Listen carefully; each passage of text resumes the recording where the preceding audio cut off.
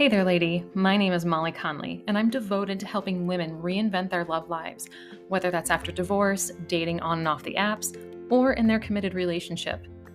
Why? Because I've been there. I'm a former college athlete who filed for divorce 3 years into marriage, swam in the online dating pool into my late 30s, and now I am married to the man of my spreadsheet dreams who I met 4 months before the world shut down. As a dating and relationship coach, I help my clients shift the focus from being obsessed with finding Mr. Right to shifting to herself as Miss Right Now. We build a foundation filled with clarity, connection, and confidence, knowing she is worth waiting for. Each week on the podcast, I'll bring you love life insights and savvy guests, where you will receive the courage to release programmed limiting beliefs. Discover patterns and behaviors restricting you from finding and attracting quality men, and ways to choose yourself first so you can build a foundation for a healthy relationship with yourself and a partner.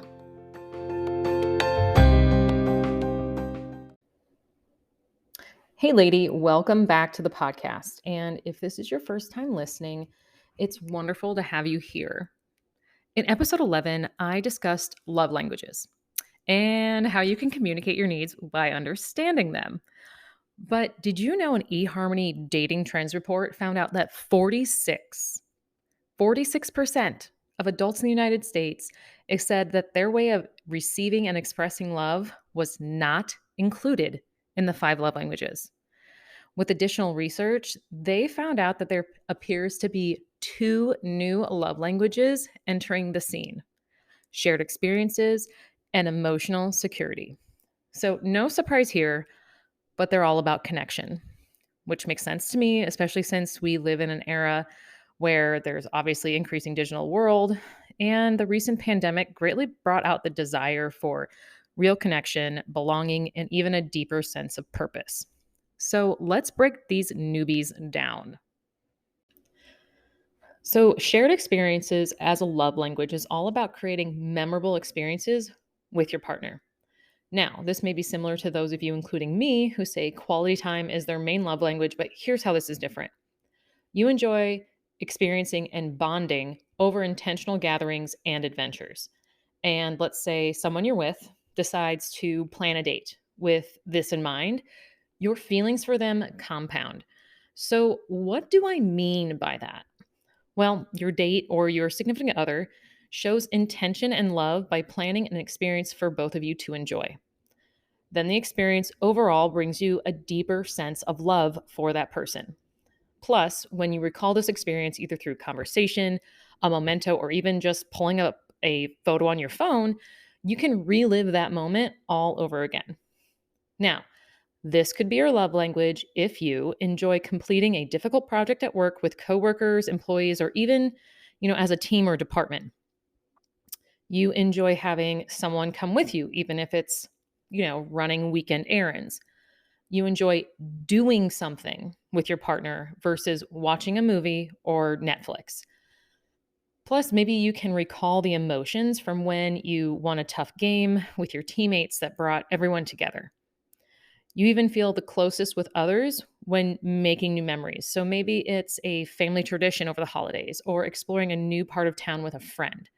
No matter what, you feel closer to others, especially your partner, when you attend an event or a shared experience together.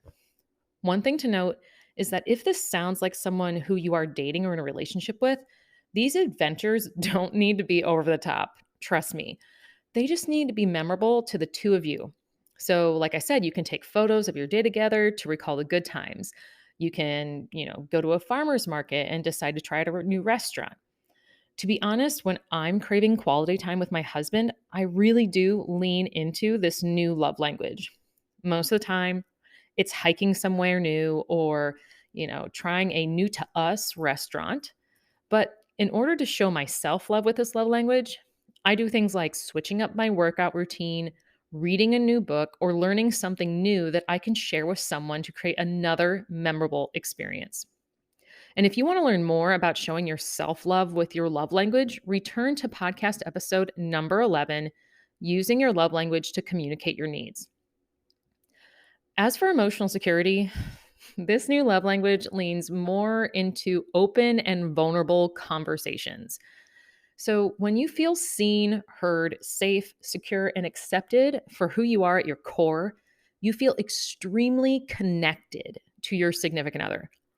Emotional security might be your love language if you enjoy deeper conversations versus those surface level ones, like the ones where we discuss the weather or if you had a good day. You like asking the right questions that give more than a yes or no response. P.S. If this is you, let's be best friends. Additional ways to show if this is your love language include you like asking a lot of questions, but as long as it leads to a deeper connection and conversation. You enjoy thinking and have a level of curiosity when you listen to others. When your partner or friend shares their fears, dreams, or past experiences, you feel a sense of connection and feel even closer to them. You and vulnerability go hand in hand. Not kidding. You wear your heart on your sleeve because it's where the growth and love happen. More often than not, you enjoy the conversations that scare other people. Some people do get scared when you have conversations that require vulnerability and opening up. I honestly believe having emotional security is a must for all relationships. So if you're saying to yourself, this is so me, you already know this type of love language is going to be critical in your relationship immediately and years down the road. And speaking from experience with my clients and myself, being an ambitious high achiever can mask this love language, especially since we receive acceptance and validation for our accomplishments. We turn towards people pleasing tendencies more often than not. And then in some cases, we are more of a people pleaser than most people we even know. And when we do that, we are more than likely bending over backwards and letting emotional security fall to the wayside. So if you aren't secure with yourself, this can lead to codependency in your relationships. So make sure to express your needs for deep and genuine communication and put boundaries in place with yourself for when you don't feel seen, heard, safe, and secure to be your authentic self. Overall, I think these two new love languages are extremely important to have in any relationship. Shared experiences keep your relationship exciting and not falling into patterns that don't serve either of you in the long run. So, if you listen to episode 10 about Groundhog's Day, you know this is one of my favorite movies. So, if you keep waking up doing the same thing over and over and over again, especially with your partner, it's time to find something new to do together. If you're married with kids, get a sitter for the entire day. Go out and explore something new, or go to a show or a concert. If you're in a relationship, plan a new adventure too. A friend of mine shared that she and her boyfriend had a progressive dinner. So what that means is that they had a different course at a different restaurant. So you could try this out, either by going to a specific neighborhood or a part of town that you haven't really had the chance to see. And if you're just starting to date someone, find a new to them experience. So in the spring or summer, maybe it's like watching a play in the park or going to a local brewery or winery for a tasting. Or if you're active, running, or you could do walking, a 5K together. And if you're single, maybe step outside of your comfort zone by trying something new. So, on a personal note, before I met my husband, Brad, I had a very difficult time finding friends to travel with. Most of my friends, who were also in their upper 30s at the time, had a family and they couldn't take time away for more than a night out for dinner. Other friends I had pets, and putting them in a kennel or even doggy daycare was just too expensive for a weekend getaway. So, what did I do? I said, fuck it. And I planned a trip for myself. So, nothing crazy, but I decided to trace parts of the Oregon Trail across the state of Nebraska. I was gone for 5 days and I toured state parks, local museums, historical cemeteries, and hiked even to where I could see the ruts from the wagon wheels across the plains. It was pretty sweet. Oh, and then I also went fossil hunting, which was really fun for me.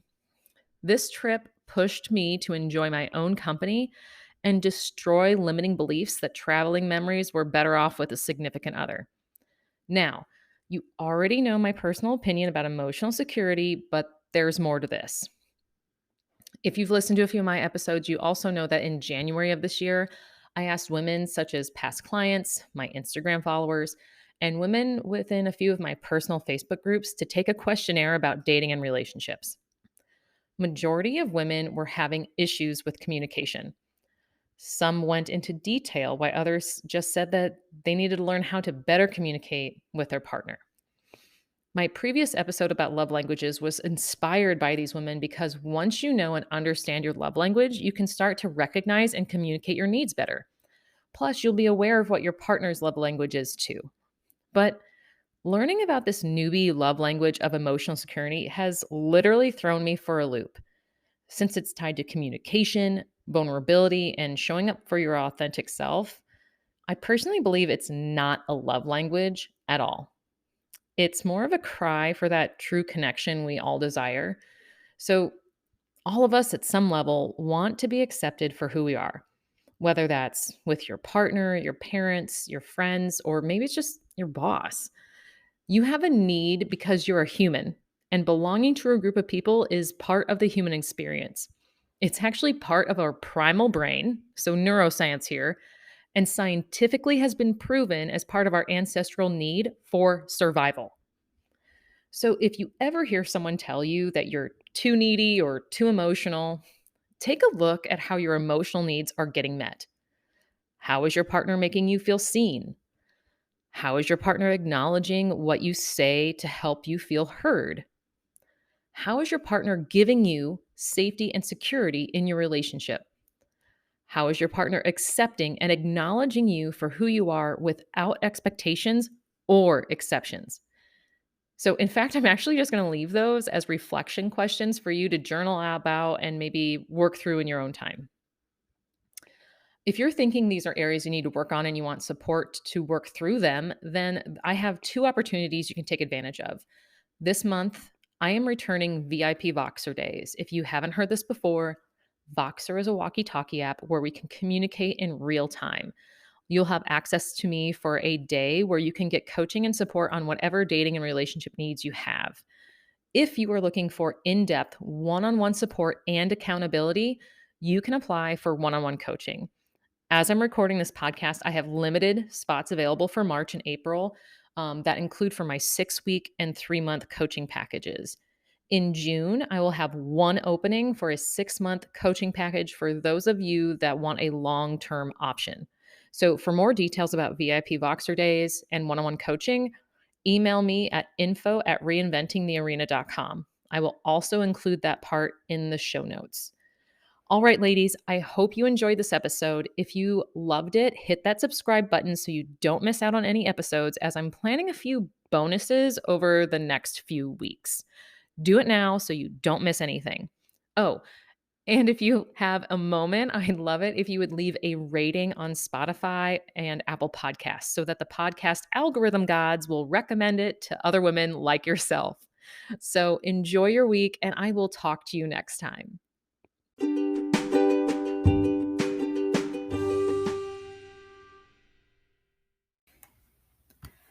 Okay, so it's no surprise, but I love sharing personal stories with you ladies, and this one includes a product. In 2021, I tried dry January for the first time, and it was tough. Fast forward to 2022, and I thought it was going to be easier, but it wasn't. I couldn't find anything, literally anything that tasted good to replace my favorite cocktail or glass of wine. So for months, I was still looking because I wanted something to replace the beverage whenever I wanted. Then Moment appeared, and I fell in love. It's a botanical water, either still or sparkling, with no artificial flavors, no caffeine, and no added sugar. Instead, they have refreshing fruit flavors, healthy botanicals, and adaptogens. Some of my favorite flavors are blueberry ginger, spiced mango, and blood orange. I always keep them on hand for those nights when I like to sip a cocktail or have a glass of wine, but rather not deal with any of those side effects of alcohol. You know what I'm talking about: the headache, the dehydration, the horrible night's sleep, the hangover, and whatever else may come your way.